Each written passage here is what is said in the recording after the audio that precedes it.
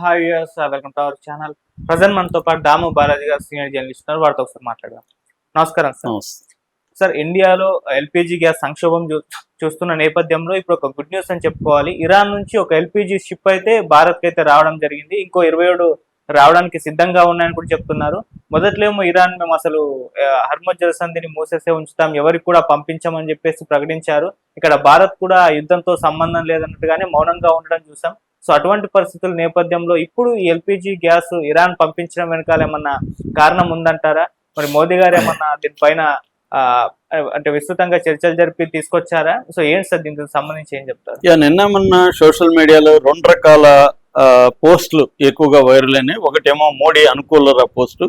చూసారా, యుద్ధం జరుగుతూ ఉంటే కూడా మోడీ సత్తా చూసారా, ఇరాన్ నుంచి డైరెక్ట్ రూట్లో వచ్చేసాయి మనకి అని ఒక బ్యాచ్.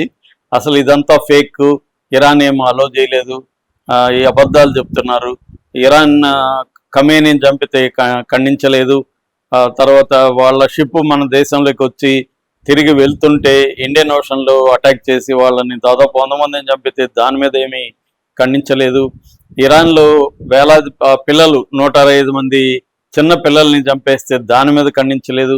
అసలు ఇరాన్కి యుద్ధానికి స్టార్ట్ అవ్వక ముందు 48 గంటలకు ముందు వెళ్ళి ఇజ్రాయెల్కి వెళ్ళి వాళ్ళ పార్లమెంట్లో మాట్లాడి ఖమేనీని అతను ఎవరు నెతన్యాహుని కౌగిలించుకొని వీడియోలు ఫోటోలు దిగిన మోడీకి ఇరాన్ ఎందుకు హెల్ప్ చేస్తుంది, ఇలాగంతా రకరకాల వాదనతో మోడీ వ్యతిరేకులు కూడా చాలా తీవ్రంగా పోస్టులు పెట్టారు. కానీ వాస్తవం ఏమంటే మనకి ఎల్పిజి షిప్పులు 2 అయితే ఈరోజు వదిలారు ఖచ్చితంగా. అది రాయిటర్స్ దగ్గర నుంచి అన్ని ఇంటర్నేషనల్ పత్రికలు, అన్ని ఇండియన్ మ్యాగజైన్స్ అందరూ కూడా రాశారు. ఇరాన్ అధికారులు కూడా దీన్ని కన్ఫర్మ్ చేశారు. ముఖ్యంగా మన ఇండియన్ ఇరాన్ ఎంబసీకి సంబంధించిన అంబాసిడర్ ఆయన మహమ్మద్ పతాలి, ఆయన కూడా మీడియాతో మాట్లాడారు.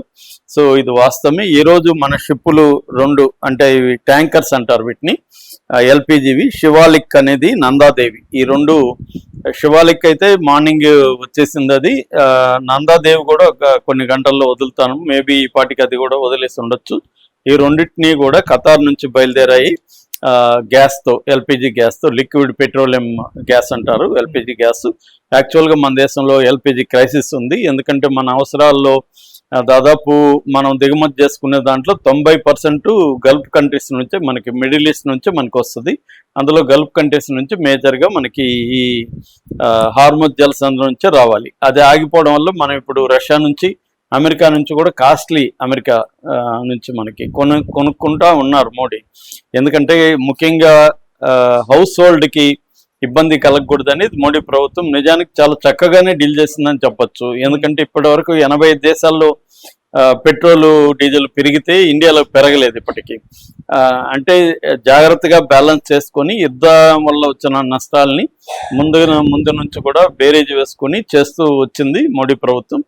ఈ రకంగా మనకి ఇబ్బంది కలగల. చాలా దేశాల్లో నేను నిన్న కూడా జర్మన్లో ఉండే ఒక అబ్బాయితో మాట్లాడితే అక్కడ కూడా పెట్రోలు డీజిల్ పెరిగాయని చెప్తున్నాడు. అన్ని చోట్ల పెరిగాయి, 85 దేశాల్లో పెరిగాయి. ఇక్కడ ఇండియాలో ఇప్పటివరకు ఏం పెరగలేదు. దానికి కూడా వ్యతిరేకులు రకరకాలుగా చెప్తూ ఉంటారు, అది వేరే విషయం. అట్లాగే ఇప్పుడు ఎల్పిజి క్రైసిస్, ముఖ్యంగా కమర్షియల్ గ్యాస్ అనేది మనకి చాలా ప్రాబ్లం అయిపోయింది ఇండియాలో. దాన్ని కూడా రేషనింగ్ అనేది చేశారు. అసలే అందకుండా ఏమి లేదు కానీ రేషనింగ్ చేశారు, ఎందుకంటే కావాలనే ఓవర్ స్టాక్ చేయడం అవన్నీ వ్యతిరేకిస్తూ ఇప్పుడు మనకి ఆ ఇబ్బంది కూడా లేదు. ఎందుకంటే ఇక్కడ హార్ముజ్ నుంచి అలో చేశారు. మొత్తంగా మన షిప్పులు ఇప్పటి వరకు ఏంటంటే ఇటు ఆయిల్ ట్యాంకర్స్ కానీ, ఎల్ఎన్జి కానీ, లేకపోతే ఎల్పిజి కానీ, 3 రకాలవి తీసుకొని వస్తున్నవి 24 షిప్పులు అక్కడ రెడీగా ఉన్నాయని చెప్తున్నారు. వీటిని 1 by 1 వదిలించుకునేదానికి రెడీగా ఉంది. అయితే ఇప్పుడు చాలా మందికి ఆశ్చర్యం ఏమంటే ఇరాన్, అసలు మోడీ ఇరాన్ పట్ల క్రూయల్ గా ఉన్నాడనేది చాలా మంది అభిప్రాయం. మరి ఇరాన్ ఎందుకు దీనికి ఒప్పుకునింది అనేది ఫస్ట్ ఏమో నమ్మలేదు, ఇప్పుడేమో నమ్మారు. నమ్మి కానీ ఇరాన్ ఎందుకు ఒప్పుకునింది, ఎలా ఒప్పించాడు మోడీ అనేది అందరికీ ఆశ్చర్యం. యాక్చువల్గా ఏంటంటే ఇరాన్ పాయింట్ ఆఫ్ వ్యూలో చూస్తే ఇరాన్ ఆల్మోస్ట్ ఏకాకిగా ఉంది. ఇండైరెక్ట్గా రష్యా, చైనా కొంతవరకు హెల్ప్ చేస్తున్నాయి తప్ప ఇరాన్కి ఎవరు సపోర్ట్ రాలేదు. దాదాపు 57 ముస్లిం దేశాలు ఉంటే ప్రపంచంలో, ఒక మెయిన్ ముస్లిం దేశాలు ఏవి కూడా ఇరాన్కి హెల్ప్ చేయట్లేదు. సో ఏకగ్గా ఉంది. అలాంటప్పుడు ఇండియా లాంటి వాటితో ఇరాన్ గొడవ పెట్టుకునేదానికి రెడీగా లేదు, నెంబర్ 1. రెండోది, ఇరాన్ ముందు నుంచి కూడా ఏం చెప్తుందంటే, ఇజ్రాయెల్ అమెరికా క్యాంపుల్లో ఉన్న వాళ్ళు యుద్ధాన్ని సపోర్ట్ చేసే వాళ్ళకి మేము పంపించమని చెప్తుంది. అంటే మెయిన్గా యూరోప్కి, సౌత్ కొరియాకి, ఇజ్రాయెల్కి, అమెరికా వీటికి వెళ్ళే వాటిని మేము ఆపుతామని చెప్తుంది. అంతేగాని ఇండియాకి, చైనాకి, టర్కీకి ఇలాంటి దేశాలకు వెళ్ళడాన్ని ఆపుతానని చెప్పలేదు. కానీ భయపడి చాలా, అంటే ఒకటి వచ్చి ఇన్సూరెన్స్ ఆపేశారు, మేము ఇన్సూరెన్స్ ఇవ్వం, వార్ ఇన్సూరెన్స్ ఇవ్వమని చెప్పేశారు. 2, ఈ స్టాఫ్ ఉంటారు కదా, వీళ్ళు భయపడి మేము వెళ్ళమని చెప్పేశారు, దాంట్లో పనిచేసే వాళ్ళు, షిప్పులు దాడి అవుతాయని. అట్లాగే షిప్ కంపెనీ ఓనర్లు ఉంటారు కదా, వాళ్ళు కూడా రిస్క్ చేయలేము మేము అని చెప్పేశారు. ఇలాంటి కారణాల వల్ల రాలేదు. నిజానికి వాళ్ళు ముందు నుంచేమీ మన దాని మీద ఏం దాడి చేయలేదు. ఒకే ఒక థాయిలాండ్ నుంచి వచ్చే దాని మీద మాత్రమే దాడి చేశారు, అది ఇండియాకి వస్తుంది, దాన్ని కూడా వీళ్ళు ఖండించారు. సో ఈ యుద్ధం స్టార్ట్ అయినప్పటి నుంచి కూడా జయశంకర్ ట్రై చేస్తూనే ఉన్నాడు. దాదాపు అబ్బాస్ అరాక్చి వాళ్ళ ఫారిన్ మినిస్టర్, ఆయనతో 3-4 సార్లు జయశంకర్ టచ్లోకి వెళ్ళాడు. అట్లాగే మోడీ కూడా వాళ్ళ ప్రెసిడెంట్ మసూద్ పెజెష్కియాన్ ఆయనతో మాట్లాడాడు మోడీ కూడా.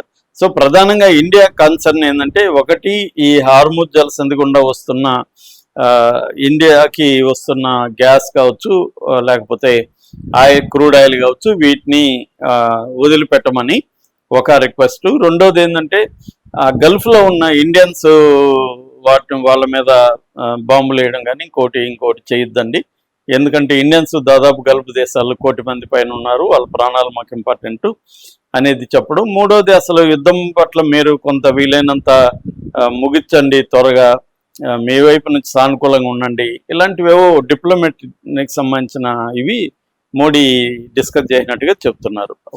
సో అదొక కారణం. మూడో కారణం ఏంటంటే, మొన్న ఇరాన్ ఒక షిప్ని అమెరికా దాడి చేసి చంపింది.